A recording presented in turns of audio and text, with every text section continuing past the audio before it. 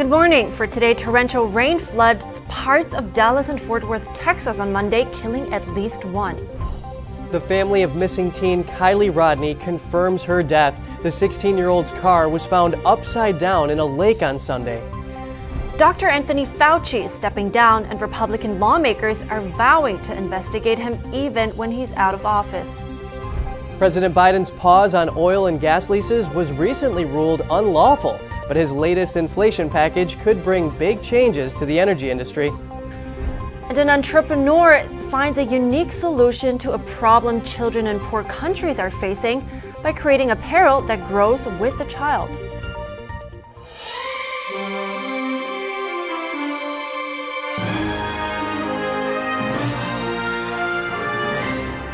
Good morning. Welcome to NTD. I'm Kevin Hogan.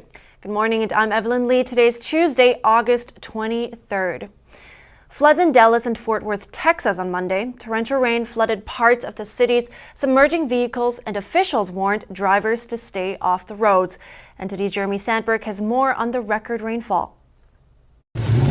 Rescue workers struggled to respond to hundreds of calls from residents taken off guard by the sudden downpour. Water seeped into some businesses and homes. My apartment is literally flooding. I just woke up and should I call 911? What do I do? At least one death has been attributed to the deluge. A 60-year-old woman from a Dallas suburb was killed when water swept her vehicle off the interstate. She was found when waters receded. Dallas County declared a disaster and requested federal and state assistance for affected individuals. The National Weather Service issued a flash flood warning in the affected areas on Monday and asked people to stay off the roads. Dallas police say hundreds of accidents were reported during the flooding. Dallas-Fort Worth International Airport reported over 9 inches of rain over 24 hours on Monday, the most on record since 1932. Hundreds of flights were delayed and canceled. At White Rock Lake in Dallas, the once dry concrete spillway was turned into what looked like river rapids. Dallas Fire Rescue says it responded to 195 high water incidents, rescuing 21 people and 10 dogs. The Fort Worth Fire Department says it received around 500 calls for service, performing over 170 high water rescues and investigations. The major flood threat is expected to subside in the area on Tuesday as storms shift eastward toward Louisiana and Mississippi. Jeremy Sandberg, NTD News. Now, the Dallas-Fort Worth area has been under extreme drought in recent months. In less than 24 hours between Sunday and Monday, Dallas received an entire summer's worth of rainfall. In other areas across the southern United States, around 9 million people are under flood watch today. Now an update on the missing California teen Kiely Rodni. Rodni's family confirmed yesterday that she is dead. The 16-year-old went missing after attending a party at a family campground on August 6th. A family spokesperson made the announcement shortly after police held a press conference on Monday. Officials say a private search and rescue dive team found the teen's car and human remains upside down in 14 feet of water in a Nevada County lake on Sunday. The body was not immediately identified. Numerous law enforcement agencies had already searched the lake. The Nevada County Sheriff's Office says they need to debrief to analyze what happened. Authorities say the investigation is ongoing and could take weeks. How did we not find it when we were searching? The lake was extensively searched with side sonar, with an ROV. We had divers, we had swimmers. I think that's part of what we're going to have to go back to do and debrief. You know, when peace officers are out in the field and volunteers and searchers, it doesn't mean that they're experts in the field, right? These are sometimes ancillary duties, and we're calling from other agencies to try to jump in. And tracking underwater is an extremely difficult thing to do. A lot of this equipment is high-end, very expensive, and you really need to have a lot of practice and expertise. California Highway Patrol says Rodni's death is being investigated as a car collision. The investigation will include any factors that might have contributed to the teen's death. And we're turning our attention to Atlanta for a moment here. A woman has been arrested in connection with shootings involving 3 people at 2 different locations in Atlanta's Midtown neighborhood. According to police, the suspect shot 2 people at her apartment building before traveling a mile across town to shoot another victim a half an hour later. 2 of the victims died and the third was taken to a hospital. Police say the shooting was not random and that the victims were targeted specifically. However, they say they do not know what prompted the attacks. The woman was arrested at the Atlanta airport before going through security. The weapon was also recovered at the airport. Atlanta Mayor Andre Dickens says security at the airport was never compromised. A SWAT team of at least 15 was sent in to investigate the area. Local residents were in lockdown for 2 hours after the gunshots. Former President Trump filed a lawsuit on Monday asking a federal court to block the FBI temporarily from reviewing materials seized from his home on August 8th. Trump is demanding a special master be appointed to oversee the review independently. Trump also asked the judge to have the Justice Department provide a more detailed receipt of seized property.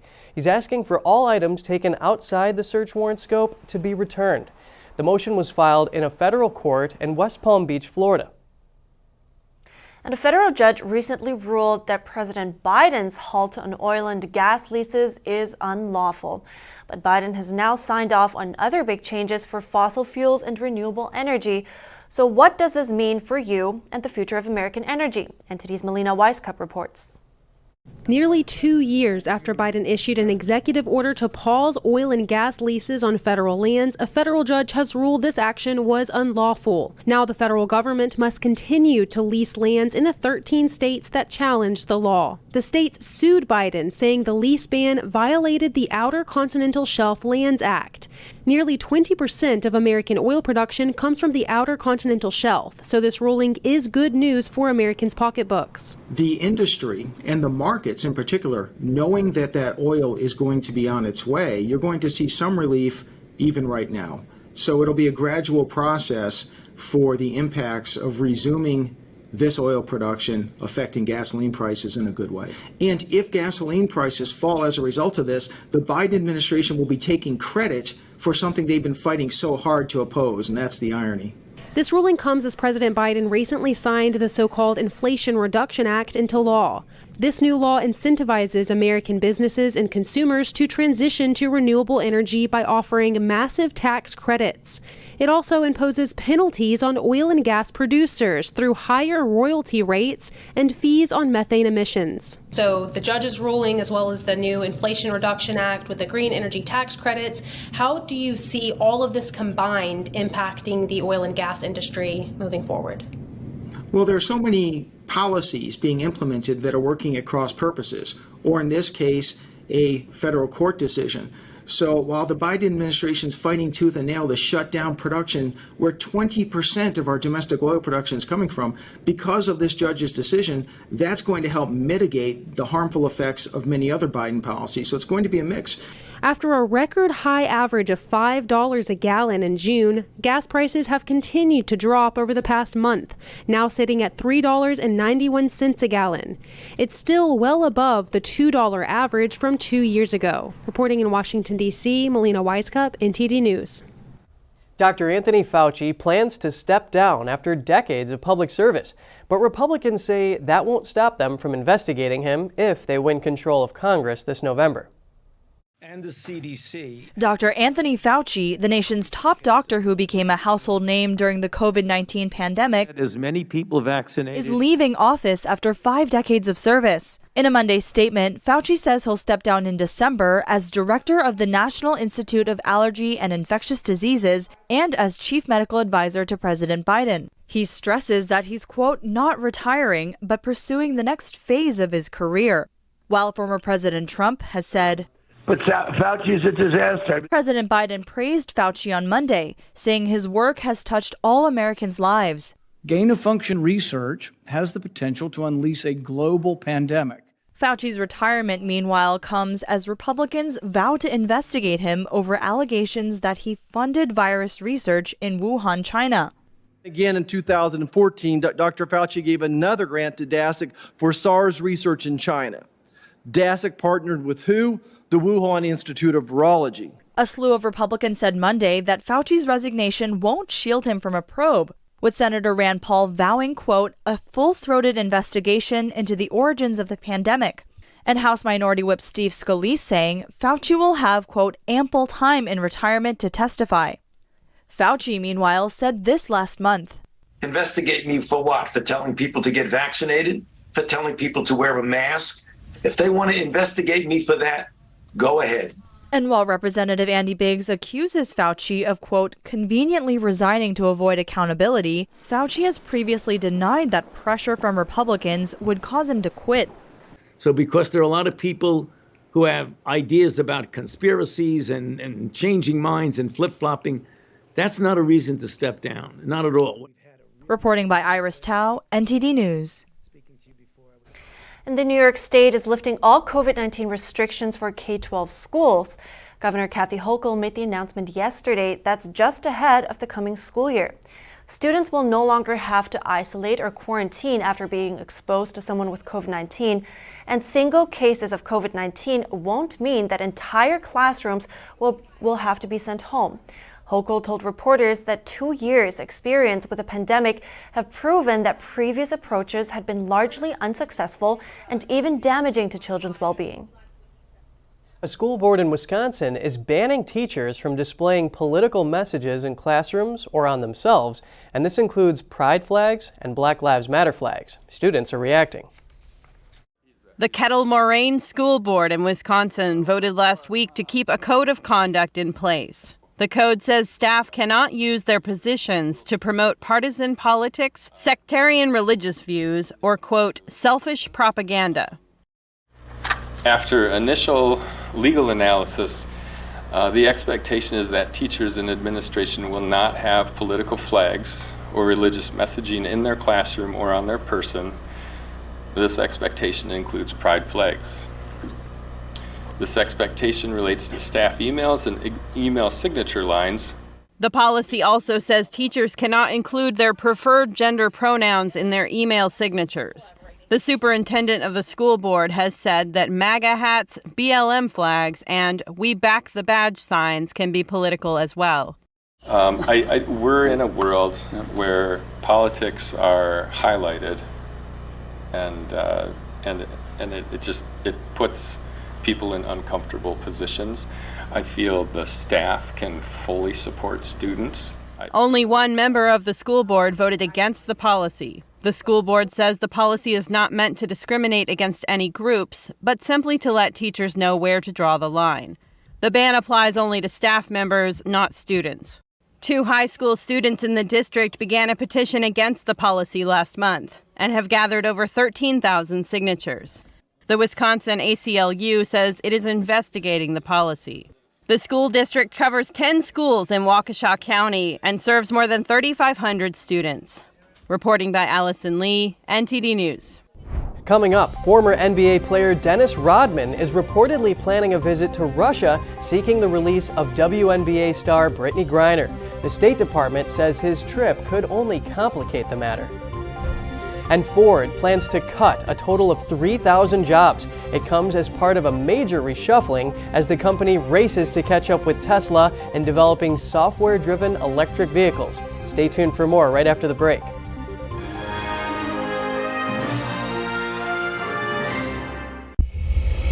In every country communism gains power, authoritarianism and death followed in its wake.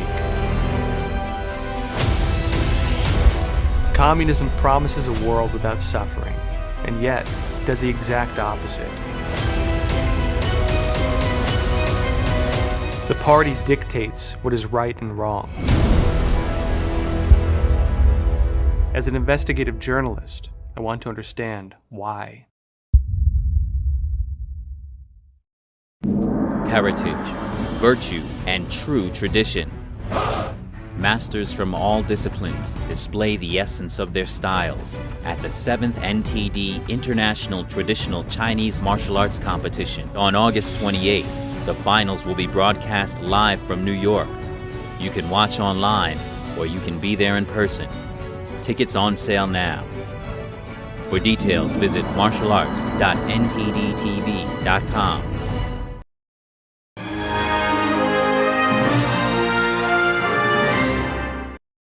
Welcome back. Former NBA player Dennis Rodman is reportedly planning a visit to Russia seeking the release of basketball star Brittany Griner. The State Department says his trip could only complicate the matter. Two-time Olympic champion and WNBA star Griner was convicted by a Russian court and given a 9-year sentence on drug charges. The United States has offered to exchange her for Victor Bout, a Russian arms dealer serving a 25-year prison sentence in the United States. State Department spokesman Ned Price said if Rodman travels to Russia, his trip could complicate and hinder ongoing diplomatic efforts, effectively delaying the release of Griner and former U.S. Marine Paul Whelan, who was sentenced in 2020 to 16 years in jail for spying. It's not the first time Rodman has sought to engage himself in international diplomacy. He is one of a handful of Westerners to have met North Korean head of state Kim Jong-un. We put forward a substantial proposal to Russia to seek the freedom of Paul Whelan and Brittany Griner. We believe that anything other than negotiating further through the established channel is likely to complicate and hinder those release efforts. We've also provided very clear guidance to American citizens owing to a number of threats, not the least of which is the threat of wrongful detention, that Americans should not travel to Russia. U.S. officials on Monday discouraged Rodman's reported plan to travel to Russia to seek the release of Griner. In some other news, Australian Border Force has seized over 5 million doses of fentanyl in a shipment from Canada. That's the highest on record. Australian authorities say the 25 pounds of fentanyl, along with 66 pounds of methamphetamine, were hidden in an industrial machine known as a lathe. It was shipped from Canada to the port of Melbourne in December 2021. Police launched an investigation in the beginning of this year when Australian Border Force officials found the drug stash. The Australian Border Force commander says fentanyl is usually detected in quantities of a gram or less, so 25 pounds of pure fentanyl is extraordinary. The commander said the seizure is a great concern for the Australian community. Here's an update on last week's tragic story of the 2 deceased children who were found in suitcases in New Zealand. South Korean police say that they believe they have found a possible relative. Immigration records show an unidentified woman in her 40s entered South Korea in 2018. With no record of departure, police suspect the South Korean-born New Zealand citizen is still in the country. Her past address was registered to the storage unit where the suitcases had been stored for years. The woman is suspected to be the children's mother. South Korean police say that they have no authority to track her down and detain her because she remains a New Zealand citizen who may have committed a crime in New Zealand. The investigation can continue only when New Zealand officially requests an extradition.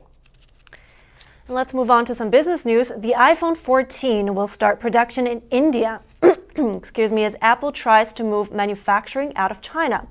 The move follows clashes between Beijing and Washington and Chinese lockdowns slowing production, and that's at a time where American brands look to move production out of China. Now, India is becoming increasingly important for those companies. The first iPhones from India are expected late October or November. Apple hopes the new deal will reduce manufacturing wait time with future iPhone launches. Ford will cut a total of 3,000 salaried and contract jobs, mostly in North America and India. This comes as the company restructures to catch up with Tesla in the race to develop software-driven electric vehicles. Ford Chief Executive Jim Farley has been saying for months that he believes Ford had too many people and that not enough of its workforce has the required skills as the auto industry shifts to electric vehicles and digital services. Like Tesla, Ford wants to generate more revenue through services that depend on digital software and connectivity. In an email to staff, Farley said the company's cost structure is uncompetitive versus traditional and new competitors. Rising prices for batteries, raw materials, and shipping are putting additional pressure on Ford and other automakers. Rival General Motors in late 2018 moved to cut 14,000 jobs as it prepared to accelerate its electric vehicle strategy. Leaders of the United Auto Workers Union have expressed concern that electric vehicles will mean fewer manufacturing jobs and more jobs dispersed to non-union battery and EV hardware factories. And coming up, an entrepreneur finds a unique solution to a problem children in poor countries are facing, helping them stay healthy, happy, and confident by creating a durable shoe that grows. And rugby has always been played on land. Now folks from Switzerland ask why. Find out more after the break.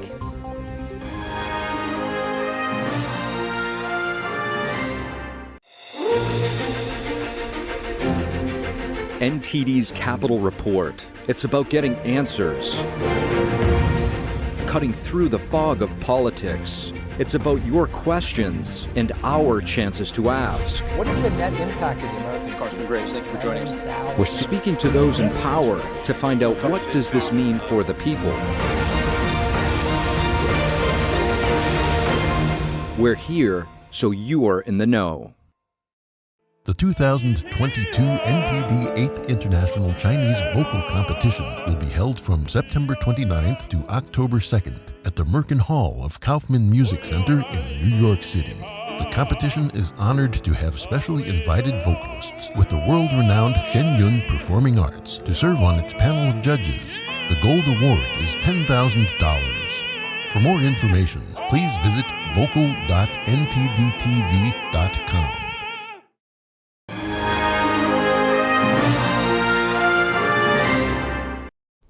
Welcome back.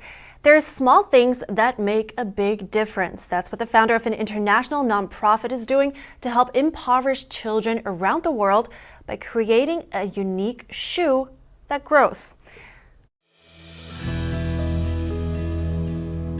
Kenton Lee is the founder of Because International, a nonprofit organization that's fighting poverty with products. We just want to do our small thing that we think makes a big difference. And I think if we all can do some small things that make a big difference, I really think those all add up. Lee created a durable brand of shoe that can adjust and expand in size. He first had the idea while living in Kenya. When volunteering at a small orphanage, he noticed many local kids didn't have shoes that fit, or any at all. This little hook right here looks a little bit like a number 5, and it can go into any of these loops. So the kids can make it shorter, or they can put it in some different loops to make it longer. Creating the shoes wasn't without challenges. It took 6 years to develop the concept and find the right company to work with. Major shoe companies said no to the idea, so Lee and a friend took it upon themselves to build different prototypes. Lots of failure, lots of rejection, but super glad that we kept going because we finally did it. We had made a shoe that could grow 5 sizes and last for years. Eventually, a shoe design company jumped on board. We told them our idea and they loved it. They thought it was amazing, and so they jumped in with us. Over the last 7 years, they've distributed over 350,000 pairs of shoes that grow to kids in over 100 countries. We had a story come out online about our shoes and it just took off. We accidentally went viral. Working with around 5,000 different partners to connect directly with kids who need them the most. It's a small thing that makes a big difference. It helps them be a little bit more healthy. It helps them attend school more often. And it just helps make them more happy and confident when they have a good pair of shoes that fit. The shoes are made in Kenya, produced by a local factory employing around 20 people. We're really big believers in practical compassion, that if you see something you can do to help, jump in, give it a try. It might not be perfect, you might not do it very well, but there's a lot of power in small things, and even if you help one person. Lee encourages others to follow their genuine interests and develop their ideas to fruition. He says starting small can make a big impact. That's absolutely genius, and I'm really glad they kept going. Yeah, I mean, regular shoes wear out. I know I've gone through many, and not to mention, you outgrow them. And while these innovative shoes are one small step for man, America's space agency is working on a big leap for mankind. $4 billion later, and NASA is set to launch their test flight of Artemis 1. The over 300-foot rocket will take 3 test dummies on an orbit around the moon. A mega-moon rocket on a slow 6.4-kilometre ride aboard a giant NASA crawler before reaching its launch pad this week. One of the final steps before the unmanned Artemis 1 begins a mission set to journey farther than any spacecraft built for humans before. Now we are go for launch. It is the first time in about half a century that a NASA-built rocket is set for a lunar-bound liftoff. On August 29th, the Artemis 1 mission is set to begin a 42-day journey that travels around the moon before returning to Earth. Sitting atop its rocket is NASA's Orion astronaut capsule. Designed to separate from the rocket in space, it carries 54 kilograms of cargo, including a commander moonikin, a suited mannequin that can collect data on what a human crew might experience. 2 other phantoms, Helga and Zohar, will be aboard, made of material that mimics the soft tissue, organs and bones of a woman. This time the mission is unmanned. We are pushing the vehicle to its limits, really stressing it to get ready for crew. But the launch of the most powerful rocket ever built kicks off a more ambitious plan. This is the start of NASA's Artemis program, eventually build a lunar base and make way for further exploration to Mars and maybe even beyond. When do you think we can visit the moon, Kevin? I don't know. Something for the bucket list, maybe? Absolutely. Well, first let's take you to Switzerland, and then we'll talk about the moon. Lake Geneva locals were in for a surprise when a 30-yard rugby field was brought onto the water. 21 teams competed in a water rugby tournament for the 50th anniversary of the Lausanne University Rugby Club. NTD's Flinders Kingsley has the story. Water rugby, a fantastic opportunity to showboat your rugby skills on the beach. But you need to know how to swim. It's a five-a-side rugby played on a floating platform. Where to score, you have to jump into the water. Tackle rugby has 2 forms, rugby league and rugby union. They have similar rules, although rugby union is more complex. Nevertheless, in neither rugby league nor union history has a player ever gone swimming mid-game. Well, I was quite surprised because it's a really slippery surface. It's a little more difficult to find your footing than on normal ground, but otherwise it's extremely fun. Water rugby is only played touch. Tackling might be too dangerous. The spear tackle has also been banned. As part of the 50th anniversary of the Lausanne University Rugby Club, we wanted to organize a special event to invite everyone to discover rugby and to invite Swiss rugby to come and celebrate our anniversary with us. After some sport games, the players might dump the water cooler on one of their teammates after a victory. In water rugby, this may not be necessary. Flinders Kingsley, NTD News. You know, that makes me think. I wonder what rugby would be like on the moon. But you know, the average depth of Lake Geneva is 500 feet, and it has a maximum of 1,000 feet, and it's explored by 4 submarines. Wow, you definitely want to know how to swim then. Yeah, and it sits on the border of Switzerland and France in the Alps, so it's a beautiful place in the world. Wow, yeah, so you need to know how to swim and speak French. And both at the same time, maybe. Oh, yeah. Well, that's all for today's program. We'd love to hear from you, though. You can share your thoughts and your story at goodmorning@ntd.com. So please shoot us an email if you'd like. Thanks for watching. I'm Evelyn Lee. And I'm Kevin Hogan.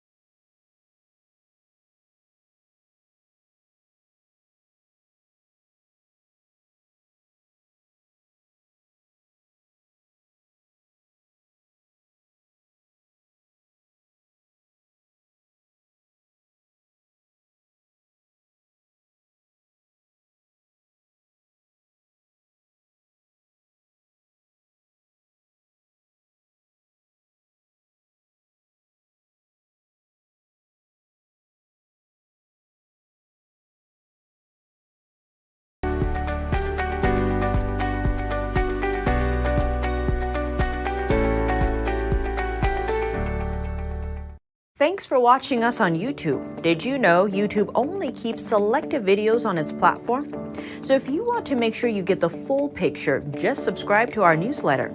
Go to newsletter.ntd.com and sign up. It's free.